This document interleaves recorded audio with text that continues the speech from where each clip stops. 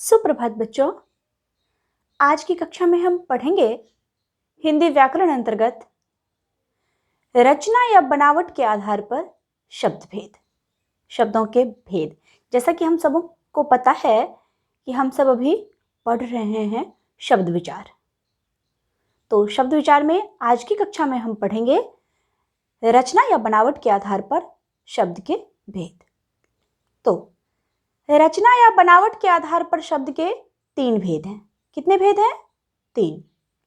पहला रूढ़, दूसरा यौगिक और तीसरा योग रूढ़, अर्थात रूढ़ शब्द, यौगिक शब्द और योग रूढ़ शब्द। तो आइए सबसे पहले हम जानते हैं रूढ़ शब्द को कि रूढ़ शब्द किसे कहते हैं। ऐसे शब्द जो किसी विशेष अर्थ में प्रयोग होते हैं परंतु उनके खंडों का कोई अर्थ नहीं होता, यानी उनके टुकड़ों का कोई अर्थ नहीं होता। उन्हें क्या कहते हैं? उन्हें रूढ़ शब्द कहते हैं। जैसे माता, पुस्तक, घर आदि। यदि इन सभी शब्दों को तोड़ दिया जाए, विभक्त कर दिया जाए, तो क्या कोई अर्थ निकलेगा? नहीं। माँ अलग हो जाएगा, ता अलग हो जाएगा माता में, जिसमें कि ना माँ का अर्थ है ना ता का अर्थ है। पुस्तक में, पुस्तक को अगर तोड़ दिया जाए बीच से तो पू अलग हो जाएगा, अस्तक अलग हो जाएगा, जिसका कि कोई अर्थ नहीं होगा, दो में से एक का भी। घर, घर शब्द को यदि बीच से बांट दिया जाए, विभक्त कर दिया जाए, तोड़ दिया जाए, तो घ अलग हो जाएगा और र अलग हो जाएगा, जिसमें कि ना तो घ का अर्थ है कोई और ना ही र का है। चलिए आप जानते हैं हम यौगिक शब्द को। ऐसे शब्द जो शब्दांशों के मेल से बनते हैं और जो इन शब्दांशों का अर्थ होता है वही उस शब्द का भी अर्थ होता है, उन्हें क्या कहते हैं? उन्हें हम यौगिक शब्द कहते हैं।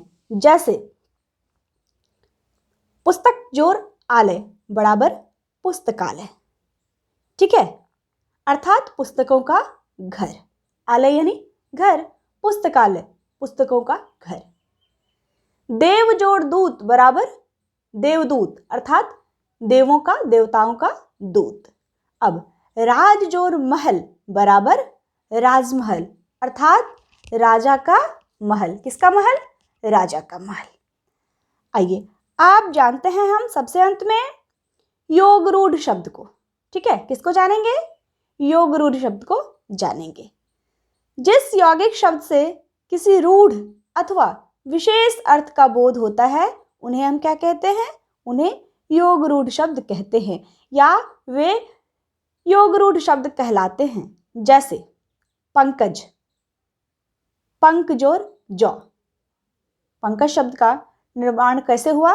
तो पंकज शब्द का निर्माण इस प्रकार हुआ, पंक जोड़ जौ बराबर पंकज, अर्थात कीचड़ में जन्म लेने वाला। पंक मतलब कीचड़, ठीक। अब पीतांबर, पीत जोर अंबर। पीतांबर शब्द कैसे बना? तो पीत जोर अंबर बराबर पीतांबर, अर्थात पीला वस्त्र, ठीक है। वस्त्र यानी कपड़ा। पीत जोर अंबर बराबर पीतांबर अर्थात पीला वस्त्र। आज की कक्षा में बस इतना ही। धन्यवाद बच्चों। आगे की कक्षा में हम फिर मिलेंगे। धन्यवाद।